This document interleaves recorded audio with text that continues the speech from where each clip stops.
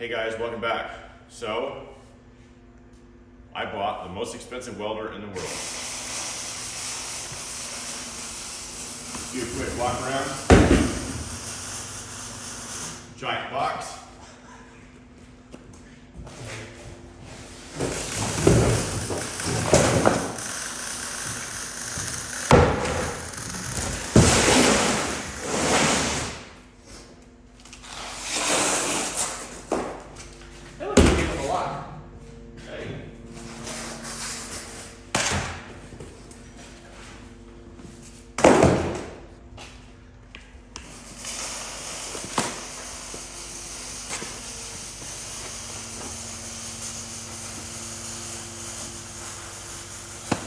Brand new 800 Duo air pack.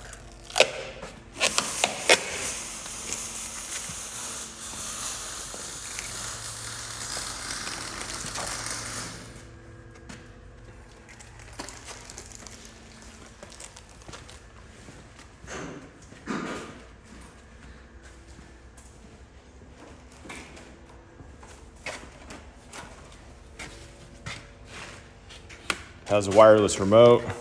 Should be able to control all functions of the machine from this remote. It's got a little belt clip. That's cool. There's two of these.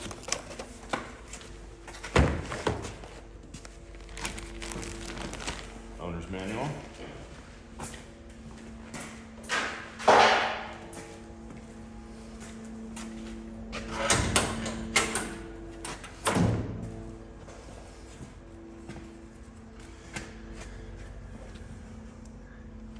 Turbocharged. Won't be this clean for long. Yeah. Man, it's all shiny. I don't even want to use it. No, it's just shop art. Shop art. Yeah, we'll hang it from the roof and never use it. Oh, this is really cool.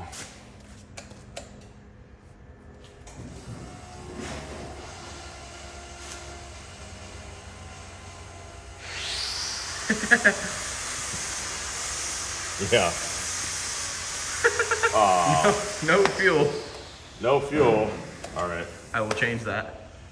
I guess we're gonna put fuel on it and then we'll try to start it. All right, it's been a few days.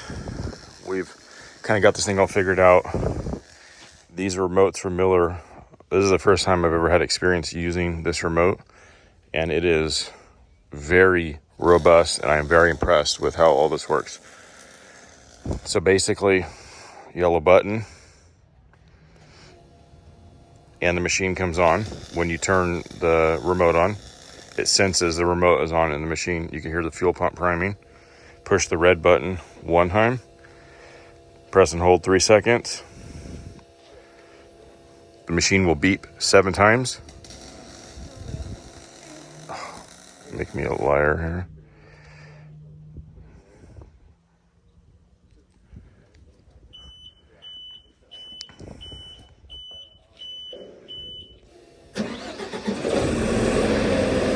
Just like that.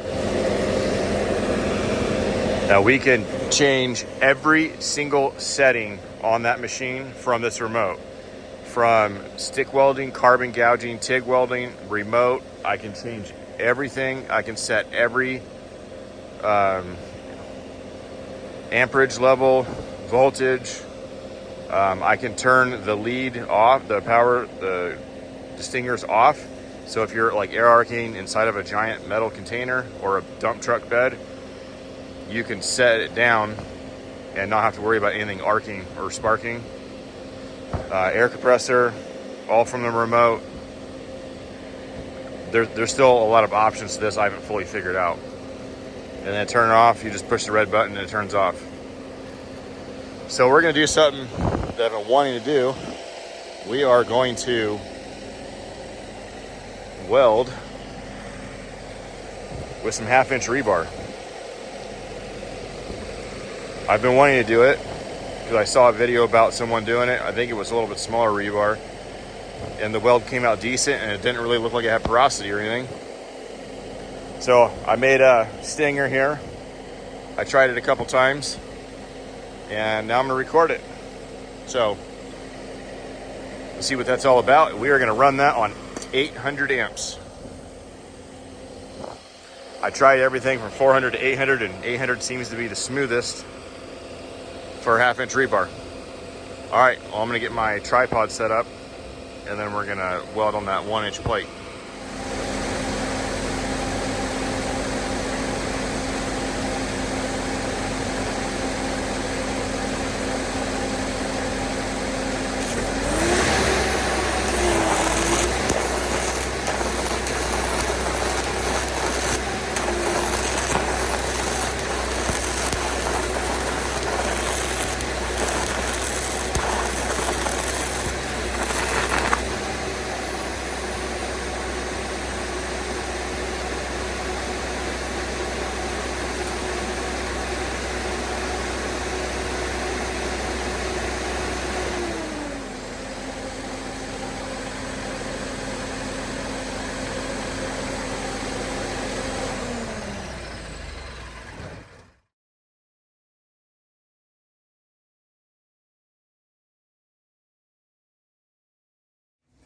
That's just insane, the amount of power that has.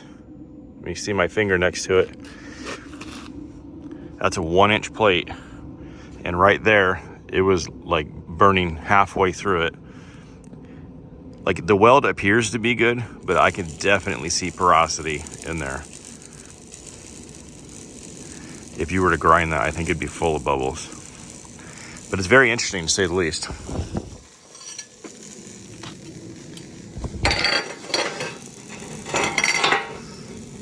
Crazy. All right. Well, I think it's time to get this sucker in the truck and get her working. A couple details on the machine. 67 horsepower turbocharged engine. The air compressor is 60 CFM at 100 PSI, 100% duty cycle. And then the maintenance really isn't bad. Every 500 hours for oil change on the engine and every 1,000 hours for air compressor. So we can run 2 people, so it's a duo. So off of the stick leads, you have 2 full separate systems here, where one guy could be welding or gouging on this one, and another guy could be welding or gouging on this one. And if this guy's welding and this guy adjusts the settings, it will not affect this guy at all. It will have 0 change on his arc or anything. So that's kind of nice. But realistically, you can have 2 guys welding. You can have another guy welding off of XMT off of this, plus air. I mean, you could have 3 or 4 or 5 guys working off of one machine. And that's the appealing part to me, is maybe you could take one truck in the field with 3 or 4 guys and just accomplish the same amount as 2 or 3 trucks. All right, enough chit chat. Let's get her set up for it to go in the truck. We do have to weld some square tubing on the bottom legs here. That way the way I have everything set up, that'll make sense in a minute. So let's get the old one out and the new one in. So before we put it in there, pull the panels off, kind of get a good look at what she looks like. See, here's the rotary screw compressor, fuel tank.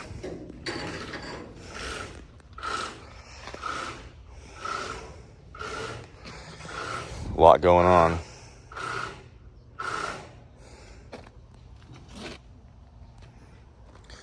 All right, we're gonna put the panels back on now, and then get her installed. We got this one ready to come out.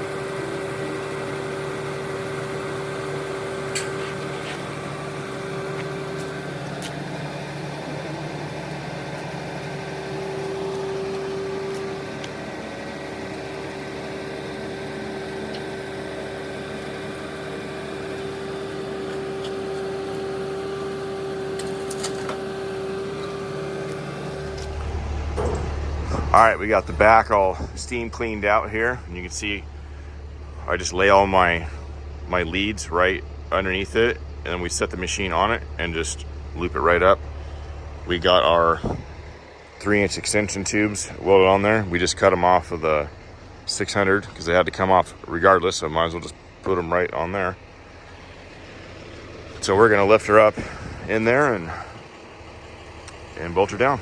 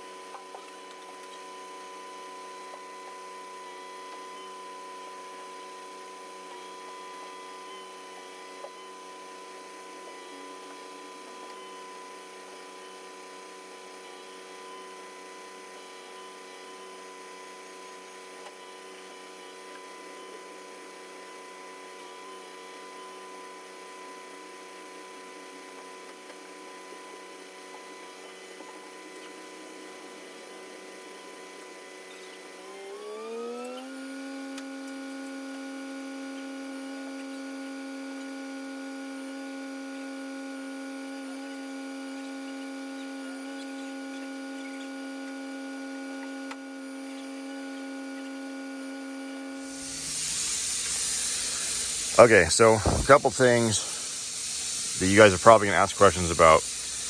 How much was it? Well, it was a little over $65,000. It is not technically, I guess you could say, the most expensive machine that produces welds, but it is probably the most expensive welder generator out there. There is one model above this that Miller does make, but it doesn't apply to me. Where there is the remotes or the controls are down there is basically for a truck mount if this was turned sideways, and you would get to it from standing on the ground. So that doesn't apply to me, but this is basically fully optioned out, the best of the best welder generator that you can get. So how can I justify spending $65,000 on a welder generator? Well, not only does it make me way faster as far as gouging and welding and being able to run a plasma that can cut 3-inch on the truck, things of that nature. You can have 3, 4, 5 guys working off of one machine versus having multiple trucks. The other trucks could be on other jobs doing other things. And if you think about it, so $65,000, if your average mobile welder was charging $100 an hour, that's 650 hours of labor, and the machine would be paid for. That doesn't count drive time or all the time that the machine's not running either. So it would actually pay for itself fairly quickly.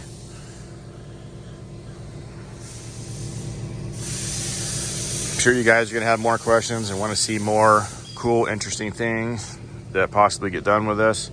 So if you guys got any questions or want to see something specific to this machine, leave a comment, let me know.